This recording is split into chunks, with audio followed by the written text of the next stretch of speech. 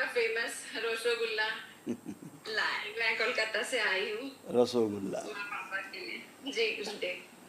बहुत धन्यवाद बेटा, धन्यवाद बहुत गुरुदेव। धन्यवाद आपको। आप इतना ख्याल रखते हैं आप लोग दरबार का, बाबा माँ का, इसके लिए बहुत धन्यवाद आप सबको। खुश मुझे खुश हो बेटा, प्रणाम। खुश देखिए हो मैं बेटा। एमबीबीएस कर रही हूँ और यहाँ पे आने के बाद तो मुझे कुछ समझ ही नहीं आ रहा कि मतलब मैं क्यों ही करूँ। मतलब यहाँ का तो अलग ही सब साइंस है और मतलब पता नहीं अलग ही लग रहा है मुझे। तो मैं क्या मतलब करूँगी तो, पर आप कुछ बताइए।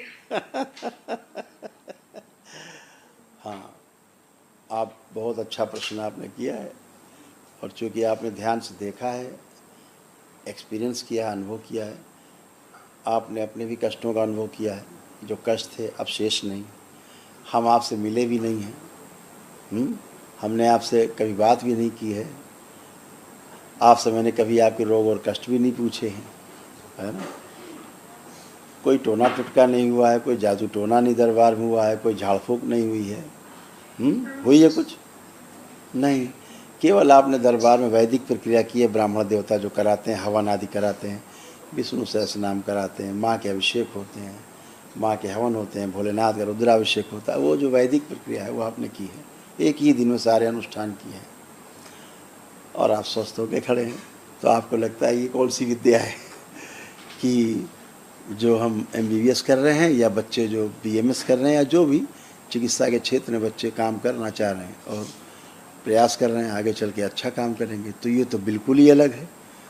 तो हम कैसे कर पाएंगे, ये प्रश्न मेरे सामने भी आया। मेरा भी एक बेटा जो है वो चिकित्सक है, तो उसके तमाम दोस्त एक बार आए, जब वो दूसरे या तीसरे वर्ष में थे ये लोग, तो सारे दोस्त उनके आए हुए थे आश्रम। तो जब उन्होंने सब देखा तो अपने माता पिता के लिए किया संकल्प करके एक दिवसीय। उसके बाद घर में पूछा, घर में सब ने कहा अरे हम लोग तो ठीक। कहे तो आप लोग तो आए भी नहीं, ठीक कैसे हो गए।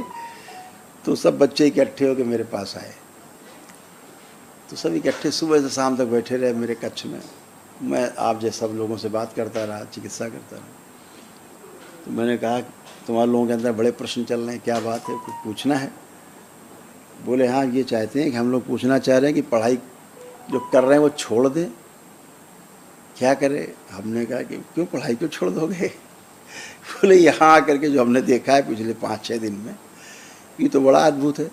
आप तो कहते हो ओम ये हो जा वो हो जाता है, यहाँ तो आदमी ठीक हो जाता है। एक ही दिन में मेरा हम लोग के परिवार भी ठीक हो गए। तो ये तो विद्या हम लोग की काम ही नहीं आएगी। हम लोग तो लगे रहेंगे महीनों सालों डॉक्टर मरीज के साथ, वो कहता रहेगा मेरा भी यहाँ कष्ट है, अभी मेरे वहाँ कष्ट है, बताता रहेगा। हम इलाज कर तो परेशान हो जाएंगे। तो मेरा उनसे ये कहना था कि नहीं, ऐसा बिल्कुल नहीं है। हमें एक अच्छा चिकित्सक बनने के लिए, चाहे हम इस विधि को ही आगे चल के अपनाएं साथ में, अपने चिकित्सा के साथ में, आप दरबार से जुड़े हो ठीक है, लेकिन शरीर के विज्ञान को समझना आवश्यक है। जब तक आप शरीर के विज्ञान को नहीं समझ लेते हैं, एनाटॉमी जो है एक, उसको आप नहीं पूरा आपको पता है उसके बारे में कि कौन सा सिस्टम कहाँ पे काम करता है, कैसे काम करता है, और किन कारणों से यहाँ रोग उत्पन्न होते हैं, कैसे हमारे सिस्टम में चीज़ें कैसे कैसे काम करती हैं, आधुनिक विज्ञान के अनुसार सब चीज़ें हमें जानना ज़रूरी हैं। हमें हर चीज़ जानना ज़रूरी है। तो जब हम अपने शरीर के बारे में पूरा पूरा ज्ञान रखते हैं, तो फिर हम उसके सूक्ष्म शरीर के बारे में ज्ञान अर्जित कर सकते हैं। अभी जब हमें स्थूल शरीर का ही नहीं ज्ञान होगा, तो हम सूक्ष्म शरीर का ज्ञान अर्जित करके भी क्या करेंगे।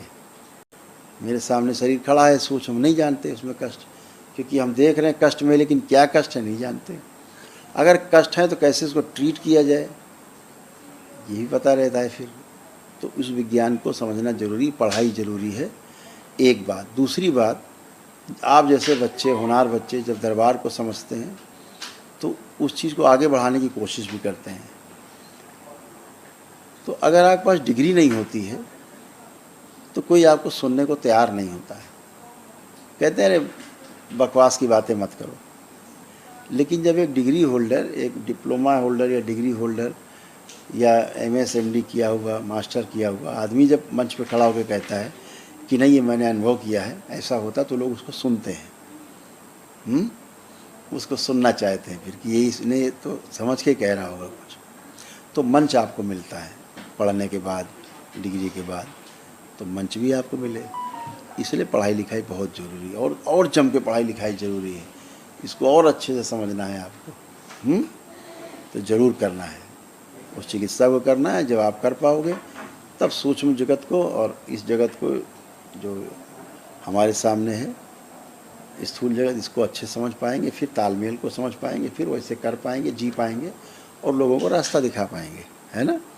इसलिए करना ज़रूरी है बेटा, आगे और तरक्की करो। मेरे को थोड़ी स्टैमरिंग की दिक्कत है, उसको भी थोड़ा चेक कर देते। आपको ये था बेटा मेन, देखो कैसी विद्या है। ओवरीज है, ऑडियो में थी, इसलिए मासिक अनियमित रहता था, मासिक का दौरान अत्यधिक कष्ट होता था, त्वचा रोग बन रहे थे, एंजाइटी होती थी, मूड स्विंग होता था, उल्टी जैसा महसूस होता था, चक्कर आते थे। अब ये कुछ भी नहीं, खत्म, हमेशा के लिए ये खत्म। तो कैसी सुंदर विद्या है ये है? तो हम कामना करते हैं कि भविष्य में आप भी, सामने वाला जान भी ना पाए मरीज, लेकिन आप उसके बारे में सब जान लो, है? फिर आप उसकी चिकित्सा कर पाओ अच्छे से। तो ऐसा है बेटा, ऐसा चाहिए, ठीक है ना। आपको जो कॉन्फिडेंस लेवल लो रहता था, अब आप चेक करिए, अब आपका कॉन्फिडेंस लेवल खूब बढ़ा हुआ है, लग रहा है हम सब अपना काम अच्छे से कर पाएंगे। ऐसा हो रहा है कि नहीं हो रहा है ना। आप सब बच्चे और अच्छे कर पाएँ, दरबार का यही प्रयास है कि इस विद्या को आगे ले जाएं। हम लोग प्रयासरत हैं कि एकेडमिक वे में इसको आगे ले जाया जा सके, स्कूलिंग की जा सके, इसकी यूनिवर्सिटीज़ में इसके सब्जेक्ट हों, और लोग इसको, अगर मानव जाति के कल्याण के लिए विद्या है तो इसको स्प्रेड किया जाए, इसको आगे बढ़ाया जाए लोगों में। जो आप जैसे बच्चे तमाम हैं, जानना चाहते हैं, समझना चाहते हैं, उसको समझ पाएँ। तंत्र में शामिल होना उसका एक वही प्रयास है। ठीक है, खूब खुश रहो, खूब प्रसन्न, स्वस्थ रहो। हरिहर बेटा, खूब प्रसन्न।